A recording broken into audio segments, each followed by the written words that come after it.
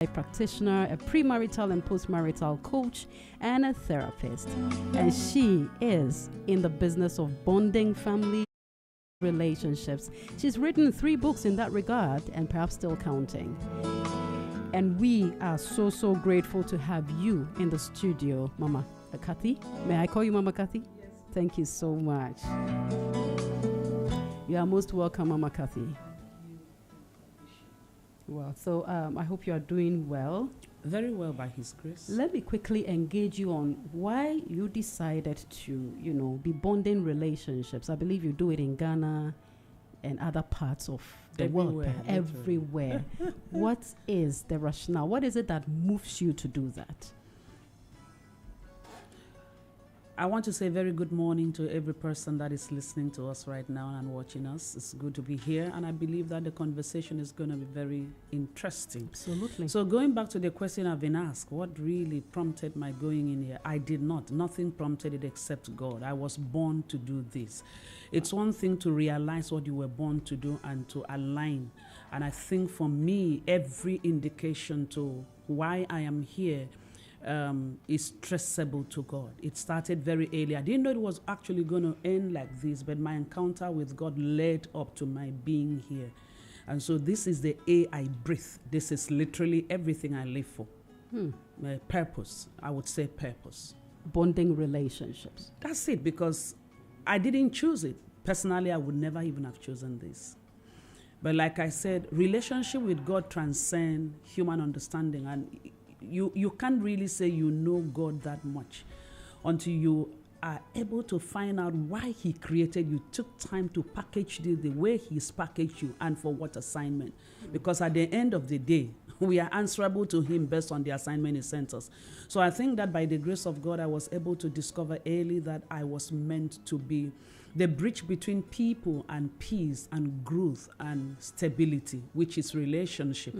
And the whole world is founded on the framework of relationship, because the society is a build-up of families, and relationship is what gives birth to families. So I think it's the most honorable thing I could have ever desired to do, and I'm proud by the grace of God. Not proud, I am excited that God helped me discover that I needed to be here.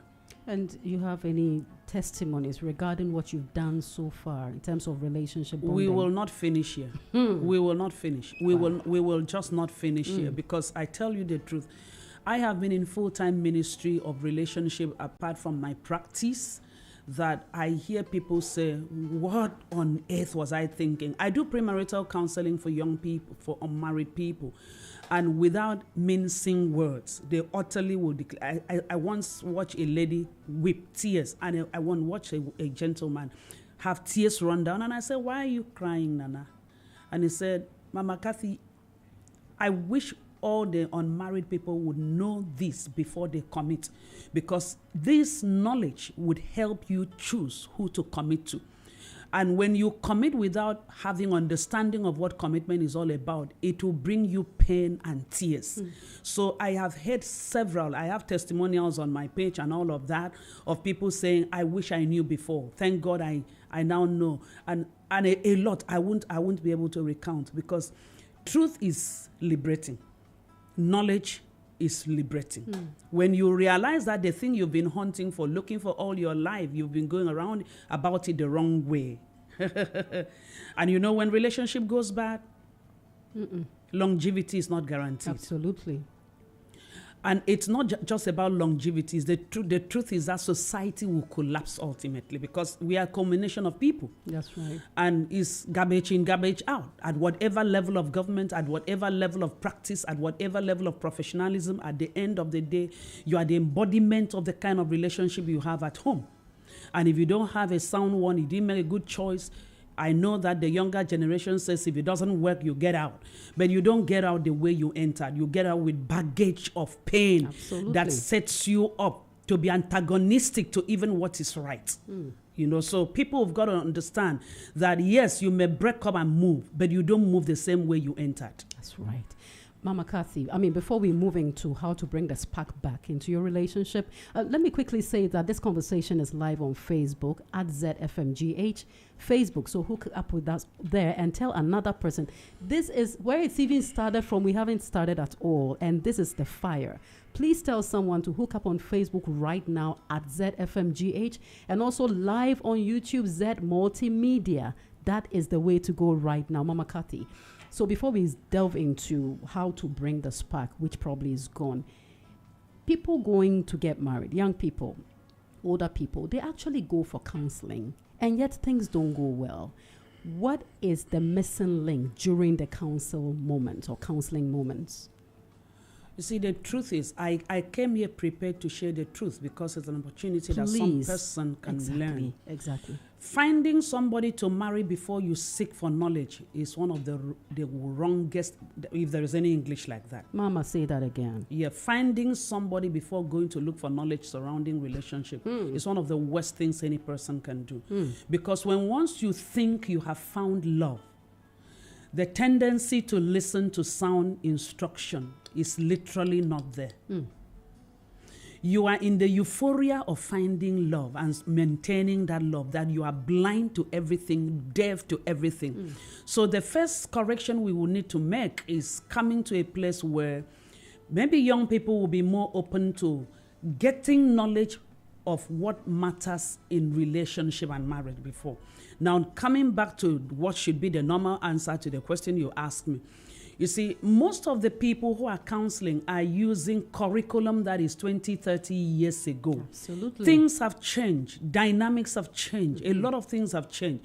And until those things are updated, you may be giving people solution for situations that had upgraded to a higher dimension of dysfunctionality.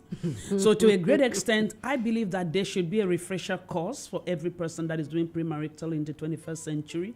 In a digital world where there is a lot of, there's so much coming from the internet. Online presence is very strong now, and so there's comparative analysis from literally everywhere. So we need to up the game. And I think that's what my ministry sits for. If any pastor hears, we are open to training counselors for churches. We are open to helping people build their counseling department in such a way that it becomes vital. But these are the two main reasons why most times it doesn't work. People come, finish this thing so I can marry. Finish it, let me marry. And you so are they delaying don't us. even hear They don't even hear. And if you want to delay, they want to change church. But they do not know that until you are married, you are not married. And so they use courtship for honeymoon only to get into marriage and want to use marriage for courtship. It doesn't work. Hi, my producer is here, Pascal. Don't you think Mama Kathy is coming back again? He's nodding the head. Now, Mama Kathy, do you agree with Pascal? Because if the bill is good, I go to where the bill is good. Jesus. Nothing good comes easy. All right. Okay. Hey, Mama Kathy, she's a one touch woman. Well, I love the fact that she speaks the truth. But most importantly, you have just revealed something that, sincerely speaking, I've never. The first one you said that when we find love, then we start to learn how to love, or how to stay in love, and so that means that it is the major cause of breakups today. And therefore, if people are in the universities, let's start from there, that is when they should learn to love. And perhaps, how about the home as well? Because the home should be a hub of love. If you show your son love, he will learn to love a woman. If you show your daughter love, she will learn to love. Absolutely. Is that where the problem is also coming from? Yes, it is coming from there and many more places. Home is very crucial. The crux of the matter is that, you see, the home does a lot of harm. You see, when you say you show your child love, you have to understand what love is. Because if you don't understand a concept, you are going to abuse the concept. Showing a child love may be showing affection. Right. But in that case, you also have to let the child understand boundaries, that every person is not coming from the same home that that child is coming out from. That's right. And also showing love is availability, is time, is teaching, is mentoring, is modeling. Love encompasses a lot of things. It's not just, baby, I love you. It's that you live a life that without a shadow of a doubt, even if you are no more in the scene, the child has seen the replica of what you represented. You had modeled something so strong that without words communicates love. And that happens in the ambience of a husband and a wife. Because a child learns romantic love from what they watch their parents do, not what they watch on TV. No, not what they watch in the movies. No, the way you talk to your spouse, the way you relate, the way you hold hands, the way you play, the way all of these are sending signals and codes to the subconscious of the child. This is how to live. But when you are coming to look for love, when you have never seen an example of how to love a person, it becomes very difficult. Most young people think that love is giving. Yes, it is principally a lot of it. No, there is no love without giving anyway. Right. But you don't give with one hand and abuse with the other hand. And much of the abuse comes from what most people saw. Abuse may not just be physical. Abuse may be verbal. Abuse may be emotional. Abuse may be financial. Abuse in every way. And the ripple effect of this abuse is forming the mindset of a child at home. So, baby, I love you. Baby, I love you. If you love me so much, you should have loved my mom. You should have loved my dad. So how come you love me, but you don't love mommy? You don't love daddy? Boy, oh boy. Well, let's move into the discussion for today, because so. And actually what you're churning out is what is the basics that is breaking marriages today.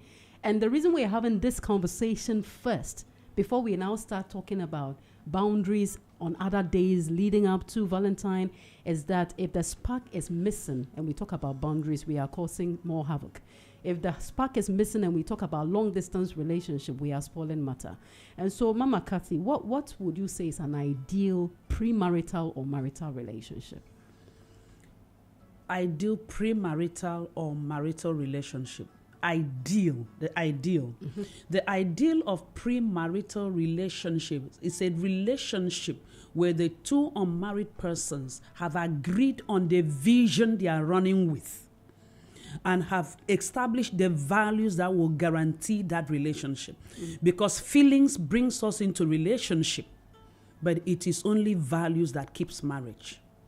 Feelings bring us into the relationship. Yes. It is the values that keep the marriage. That's it. Because feelings makes you makes you experience the butterfly. Feelings makes you not able to sleep until you've talked and your phone drops out of your hands. Feelings of, oh, I have discovered a new charming Prince Charles or whatever. So feelings are emotions that, if not properly managed, it leads you into problem, in that by the time you begin to address the real issues, marriage is not fun. It's not fun. Can two work together except they be agreed? So you hadn't agreed on anything, and you allow the feelings to now generate something that produces the thought of, if I can't get you, I'll kill myself. It doesn't work like that. So premarital relationship will only work when the premarital couples understand that in the spark, in the emotions, in the height of those feelings of the euphoria of relationship, we've got to be able to establish what the vision of the relationship is about. We've got to establish what the values that both of us align with will look like. And then at the end of the day, communicate. Communication is key to what will allow that premarital relationship to look like anything. And communication is not telling you what you want to hear. It's telling you what my life is about, my aspirations, my goals, my dreams, the desires of my heart, how I want my home to be. So we engage ourselves productively within that period. Right. If we don't engage ourselves, then you marry and you hear people say, this is not the person I married. It's actually the person you married, but it's only that you did not engage properly. For the second question, it was two in one question. For the married, you want to know what is, please remind me. The ideal marriage. Ideal marriage. But you see, even before that, let's talk about the premarital stage. Where does compromise come in here? Because I meet you, I tell you my values, my boundaries, this is my ideal, this is what I hope to achieve. You tell me yours, and it's totally different from mine. So how do we draw a compromise so that we can live? Brilliant question. Very brilliant question. You don't need to leave. It's not every relationship that is supposed to end in marriage. Some friendships were not brought to end in marriage. But when you allow the spark to drive you into something that was supposed to just be temporary, and you want to convert it because you think that this is the best person you can do without, it will give you problems tomorrow. And that's why there is a lot of divorce and even a lot of sicknesses. So what happens is, at the end of the day, compromise is not belittling yourself. All right. Compromise is not shifting the boundaries. That is why I brought in values. There are values that I am authentic. And if you want to repackage me based on who I am not, I may not be able to. That means I'm not for you. Right. Okay. Values like support. There are people that are very stingy with whatever they have. And you see these things. You don't compromise just so you get a person and lose yourself. So compromise is only permissible within the confines of what will not destroy the uniqueness that you carry and what is supposed to play out in the marriage you envisage to enter into. So you don't compromise just because you don't want to lose the person. The person says, come and have sex with me before marriage. And you do. You should ask yourself, why do marriages collapse out there when sex is free for every person that marries? So sex does not sustain relationship. Giving yourself to another person just because you want to keep the person, you compromise so the person doesn't leave you, doesn't guarantee. Because if it were only for sex, then no marriage will collapse, because marriage gives you the license to shut yourself in 24 hours and have sex. Permit me to use the word the way it is. So you don't compromise to belittle or lower the standards just so that you accommodate the person.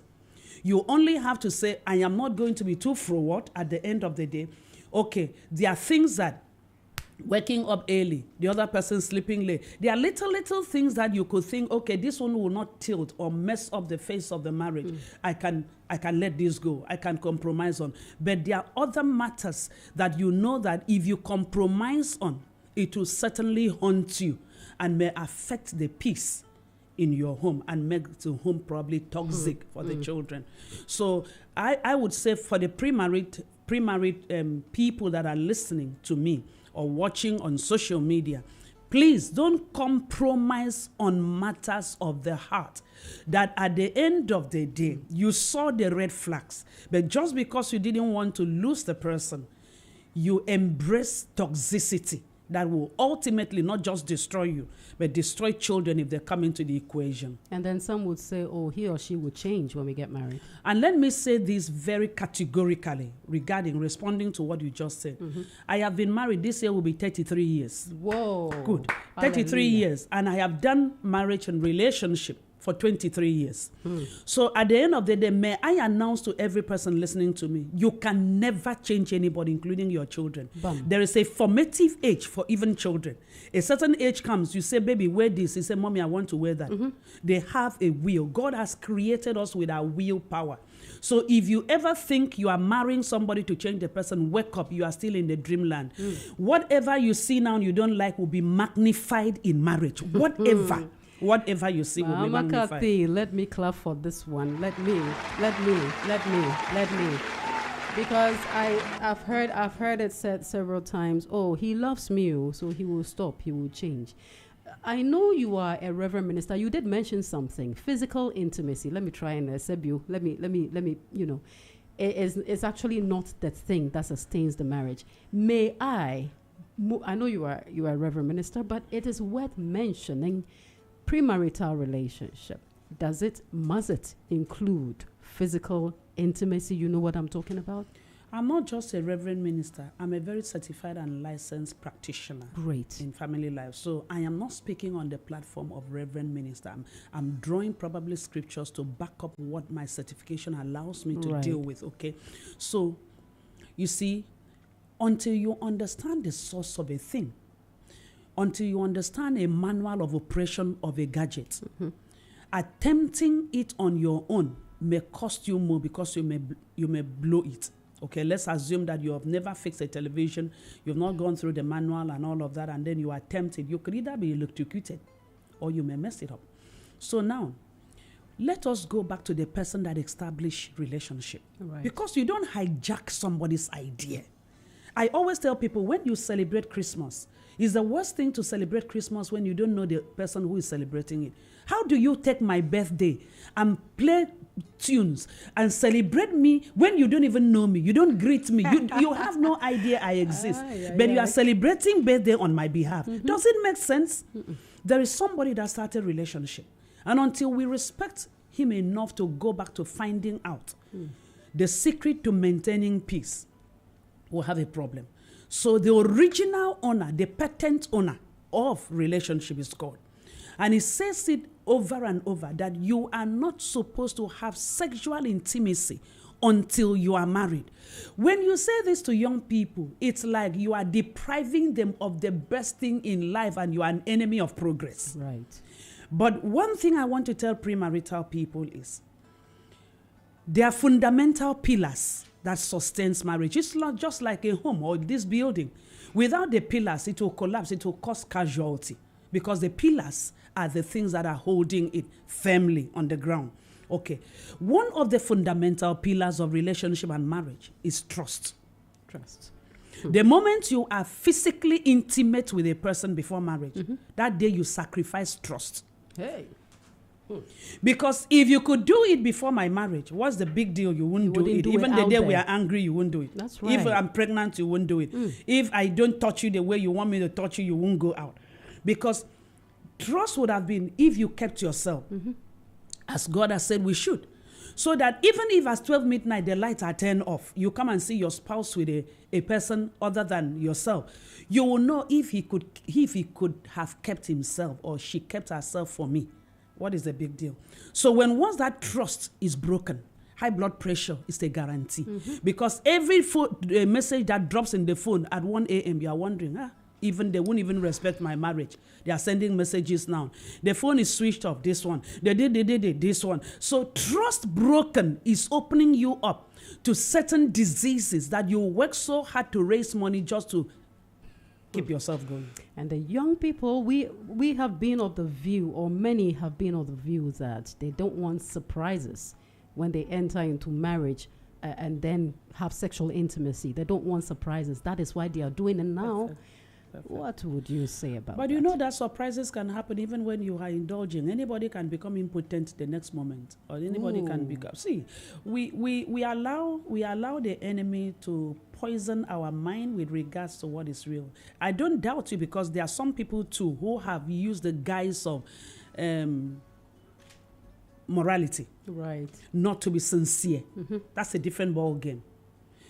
But you can't put a new wine in an old wine skin. So all of what I'm saying wouldn't make sense until somebody decides to truly fear God. Because you should be able to say, God, this question God a bit on a few things. But bottom line is, let me not drag this thing too much. Nothing works in isolation. Don't keep yourself away when you are not connected to another source that can help you figure out what you need to figure out. We have in the studio a woman who speaks the truth just as it is. Mama Kathy, we call her affectionately, and she is a bag of knowledge when it comes to relationship issues. She does it with all the passion, and we are looking at how to bring back the spark in your relationship. Mama Kathy, so please remember also that we are live on Facebook at ZFMGH and also on YouTube, Z Multimedia. This is The Brighter Side on Z101.9 FM. What exactly do we mean when we say the spark is missing in a premarital or marital relationship? We are simply saying that the thing that produces life is not there. It's like two tenants occupying one room, or bedmates who don't have anything in common. That if you are married, there's no more spark. You are cohabiting. Just giving information to yourself. The real thing that was supposed to bond you, glue you, make you come alive, make you fresh, make you feel like heaven on earth is left. So you are just giving yourselves information and just carrying yourselves all about. Good morning, what will you eat? Good morning, what if you even dare to ask, if you are even, some people don't even care, if you are dead or alive. The spark has left. And the tendency is most times people form emotional relationships outside, because when the spark is dead, you look for where there's spark. For most people who don't have self-control. So spark missing is simply that the connection is withering. is waning. There is nothing again. We are just there as roommates. There is nothing. There is nothing. We're there because society saw us get married and we have to stick and stay. The church says, yes, we are married, and so we go to church together and we come back home. You can even wear the same uniform. You call it uniform, right? Dress too much. And then for the unmarried, yes, we've come too far. I have wasted all my 4, 5, 6, 7 years with him, so I better just stay. Yes. And that is the issue. What causes that spark to fade? Especially what you just described for marriage is very scary. How on earth will I be in the same room with you and there is nothing attracting us? Nothing. We can't even chat like friends. Nothing. You mind your business, I mind mine. For years. And you have people like that come up to you. For years. My Some oh my. for 20 years. Some for more than that. They don't have anything in common. The only thing they have in common will be the children. Because of the children. Because of the children. They don't have anything. And you know, COVID revealed this so much. That's right. Because then everybody was asked to go home. There were so many people that were in prison. They felt like they were in prison. I wonder, because they had never been home and they don't connect. They don't have a bond. And God help us that there will be no COVID again. I don't know how humans will people survive. Will die. It's not going to be. You feel stifled, especially if you don't have that bond. There is no. I have been in this sphere. I've been in this space for over 2 decades. I can tell you that I've heard people, they don't have anything. When I say they don't have anything in common, they don't have. Some don't. Some are not even intimate. I've seen a woman who for 20-something years, they have never been intimate. They live in the same house, married, no intimacy. So for those who are not yet married, that think that intimacy, physical intimacy, is a guarantee that relationship will work. They've got to understand that most of the time, that thing they think will work will not even be there in marriage. How did we get here, or how do we get here to that stage where the spark is gone? What are the causes? When the foundation is destroyed, what can the righteous do? Foundation matters in everything we do. How you start off. How you start off. When you compromise on the standards of mutual respect, communication, understanding, commitment, loyalty, you know, there are basic things that when you did not set them from the very onset, it just makes the marriage becomes mundane. There's nothing there. So let's assume understanding. The spark is killed because there is no understanding. You can't marry me. I am an embodiment of my upbringing. I'm an embodiment of my environment. I'm an embodiment of the emotional experiences I may have had in the past. And if you have glossed over that during the relationship, the reality of it shows up. Let's assume, okay, you meet somebody, you finally marry the person. But the person from childhood, from infancy, from literally 0, okay, to 6, had a parent who were not present at home. A man who did not have a parent who were present at home. Okay, so the child had been used to being on his own for God knows where, and he grows up like that. He hasn't really had anybody who's been interested in his life or her life. And then probably, let's use example for a man. And now he's grown up being independent. Now you come into his space in marriage, and you want him to come alive throughout and be talking. The person is already used to independence, which you did not address. There's something called attachment style. Most of the people married don't have an idea of what attachment style is and the effect it has in relationship. And so you come in here and you want the person to change overnight. And the person said, you are not my mother. You want to change me like this. Or you are always nagging, okay? Or you are always demanding. Or you are not even pushful. Or the person has been used to waking up early and everybody being aggressive at least making life go on. And then you are just lazy. You don't want to clean the house. You don't want to do nothing. So men and women come in with baggage that marriage reveals. When marriage reveals the baggage you truly carried, that 5-6 years of relationship did not reveal, the truth of the matter is that sparks begins to die. And when probably you come in and you think now you've gotten the person you want to marry, for the women, and then you don't take care of yourself, and when this person sneezes, you catch cold. You don't have a life of your own. You become a parasite totally attached to this person. You will lose the marriage will lose its spark, because maybe the person comes from home where people are productive and you think that productivity doesn't matter. Or the spark can also die because you know what? I married you so that my burdens will be less as a man. And then as a man, you are sleeping from morning till night. You are not ready to be pushful. You are not working. A lot of things kill the spark. And most of these things were supposed to be uncovered during premarital proper assessment so that you know, can I go with this kind of a person? Mm-hmm. So the spark cannot remain when people are entitled to things they should change and they are not willing to change. So somebody gets tired because this is not just what I bargained for. It's like I went to the market in the night. Mm-hmm. What I've bought is not producing results. So, okay, I may not divorce, but we'll stay here like home. That is torture. To proper torture. Understatement torture. So it means that during premarital relationship is when we would have found, of course, we're head over heels in love. And we actually fell in love instead of, I say you should walk in love. Don't walk in love with your head on.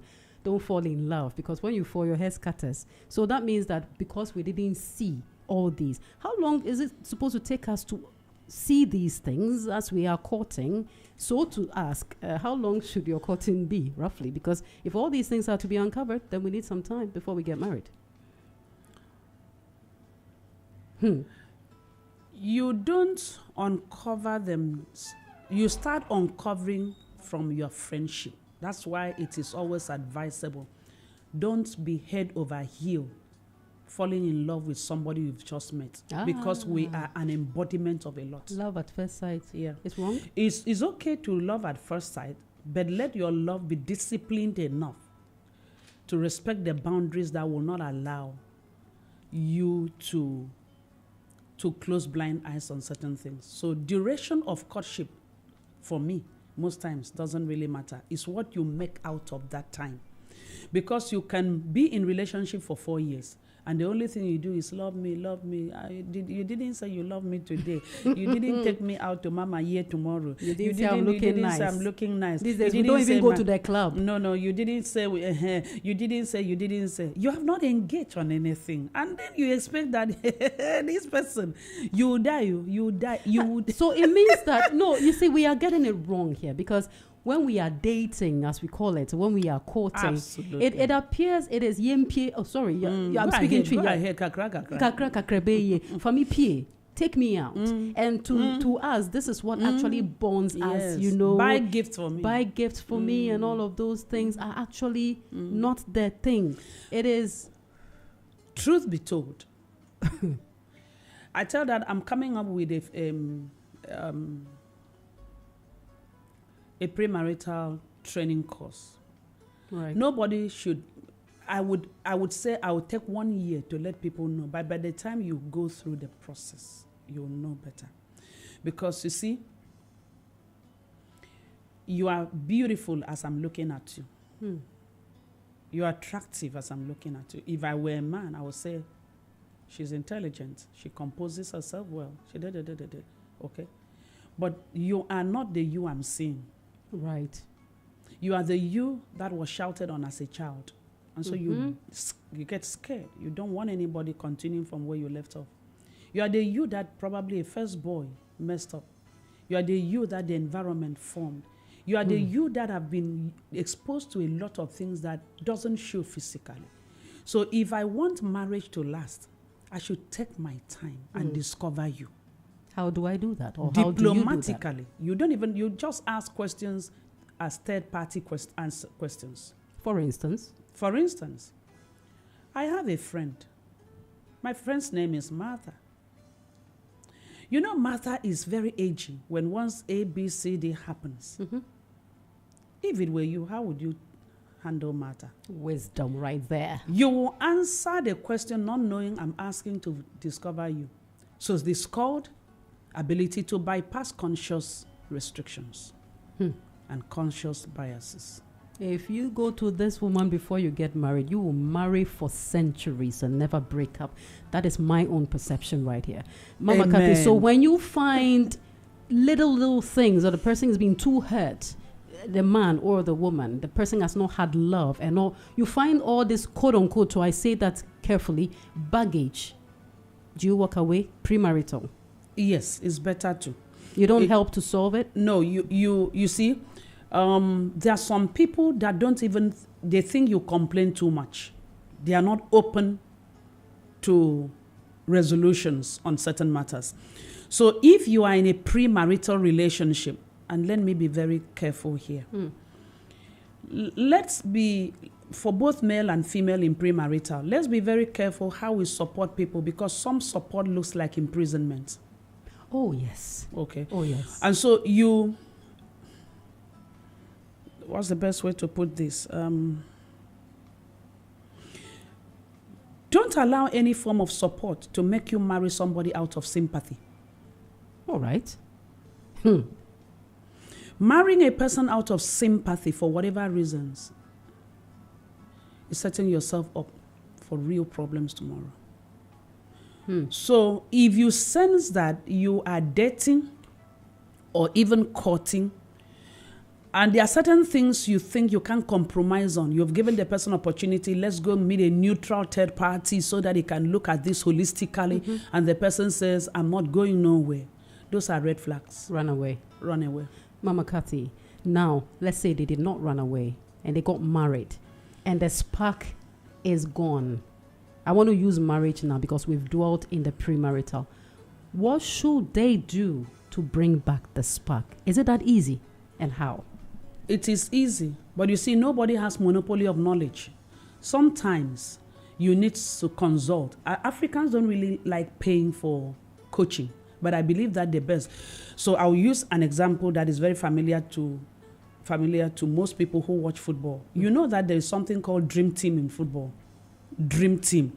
I don't know football to save my life. Okay. For those who are familiar with football, there's something called dream team. Dream team is when you have invested so much, gotten the right coach, gotten the right technical crew, gotten the right players, know the pattern of play, know the quality of your players, know how to blend the players, because you can have quality players, but if you don't blend the players very well, you're not going to get what you want. And you've got to be able to know this. So the dynamics of operation is based on ability to understand your players, ability to blend them, and ability to tell them the quality of the play you want from them. And there is also a team that just, it doesn't matter, we have a good coach. A good coach that does not understand the players and know that one can play 4, one can play 6, one can play defense, another is attack. You take the attack and put at the defense. You take the defense and put at attack. Midfield is open and all of that. You are not going to win. Because your tactics in deploying the gifted people God has given you has been misused. So marriage works when you are able to bring back the spark. You are required to engage somebody that knows what to do, the strategy to adopt to bring you people back. I ask people, I say, do you have a vision for your marriage? Majority, 90-something% don't have. Bible says, write the vision, make it plain. Without vision, everybody will run their own path. Vision is what brings culmination to the body that we have. So we are going somewhere. I cannot be going to Tamale. You are going to Koforidua. Because I'm in love with you, I'll go with you. Which direction will we head? And then we've got to be able to come to a place where somebody can help us craft a vision. Right. Somebody will help us bring down values that will work for us. I asked some people, I said, do you have a constitution for your marriage? They say, well, are you not going too far? Constitution. Premarital is supposed to produce. So if you are married without it, the simple answer to the question you asked me is, engage somebody and be willing to pay to get somebody work with you. There is no marriage that is not... That you cannot revive or restore or bring back the spark. There is no marriage. No marriage. No marriage at all. There is no marriage that you cannot rekindle the spark. Irrespective of how far it's gone. There is no marriage that can. People, the length it has gone is out of ignorance. Ignorance can be curbed. When once wisdom comes, light comes, and when once light is thrown on a path, you wake up and say, wow. So this could be. There are things that we call routine. There are things that we call rituals. There are things that we do in marriage that you do. There are affirmations. There are actions you take that you come back. You reinstitute certain things that you didn't know. At the end of the day, you get the spark back. I will talk about the literal getting the spark back. A, B, C, D that you can also do if after you've gone to see a counselor to help, because we are even getting to know that it's not only business for which you need, some kind of should I say, support and help. Exactly. But what if you are with a spouse who feels we don't need that and you want to go and he says... You can go. And when I go and I want to apply what they taught, it takes two to do so. How does it work? It takes two to do so. But you can apply. You'll be taught on how to live a life such that you don't literally invite the person into your space, but the new you makes the person over time to say, I want to be like you. The new you. There's a new you. Every encounter you have with help should produce a new you. So, what used to break you before that your spouse realized doesn't break you again. My, oh my. I was going to play a song, but I will not because we don't even have much time. So, Mama Kathy, last but one question here. Now, we've gone to see the counselor. They've taught us what to do and all of that. We've gone through therapy. What are some of the little ABCs that we can do to spice up the marriage? First of all, for African people, institute a date night at least once every week. Why did you say African people, by the way? Because they don't know how to relax and have fun. Yes, sir. They can have fun with mistress or side cock or side chick. But most times in marriage, they don't. But when you have restored the spark, maintenance of spark requires that you should have a date night, a night that is the children and everybody knows this is me and mommy's night. And you wear the best of clothes. You may not, it depends on what you have. You may not have money for exotic restaurant, but you go to the place you can afford. But it's important thing is that you have a me time. You can also have times that you recline, you sit back and talk. There are a lot of things that we can do. Date night is one of them. Having, what do you call it now? This thing they have in school, open day. Good. Go open day. Open day. Open day is the day at least once a week that you say, how did I do? What will you want me to do better? Evaluation. Proper assessment. Did I do well here? And you're open. You should be able to have something like, oh, if you go outside, now that we are rekindling the spark, if I do anything that hurts you, just say blue umbrella or red wine. Our codes, having some codes. Some codes and rituals. That is so romantic. Hey, you are thinking that Mama Kathy here is not Gen Z. She is there, or she knows what's up. And I believe that you've been bridging the gap, or you've been bonding relationships between older folk as well as the young. When I say the young, like 20-something and all of that, and you know how to actually Very difficult human beings that know everything. Of course. And so you've actually answered my question, because I was going to ask you, how are you able to do it? But because of the lack of time, now you have tried to bring the spark. You've gone to see counselors. They've taught you A, B, C to do, and you are doing that. At what point will you stop trying as a couple? At what point? Because that point comes. You cannot stop trying except you have a spouse that does not align with what your new knowledge has afforded you. Then in that case, you can't force anybody to be who they don't want to be. You cannot force. What are you going to do? You cannot force. Life is about purpose. I always tell people who are in difficult marriage, until the season changes, discover your purpose, because an idle man is a devil's workshop. Find what to do to occupy you. Love yourself, because in the first instance, a loving marriage is a byproduct of two loving people who love themselves. If you don't love yourself, you will expend yourself wanting another person to love you. Self-love is where you start first. Self-love that comes from the place of God. I should know that God values me. I should know that even if you think less of me, I don't think less of myself.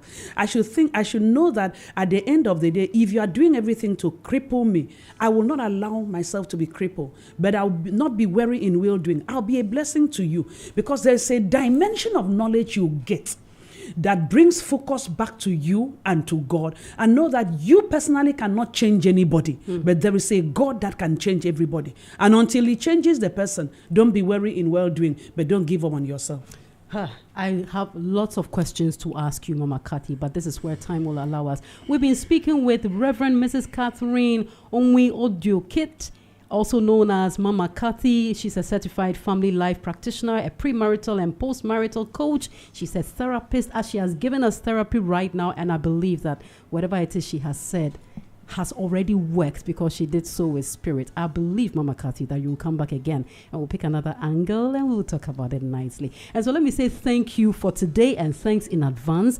I can't say the thank you, but there's something amazing from Dolman Foods. Oh, really? That we are giving to you right now. My God. My producer, please help me to my God. unveil what Dolman Foods have for Mama Kathy quickly, because we are going for the midday news. But Camera is picking it up. Kamara is speaking my sweet yummy. Oh, donut with swag. Donut with swag. That is what Dolman Foods have to offer. But that is not all. You also have something amazing, an amazing experience in the form of food, Mama Kathy.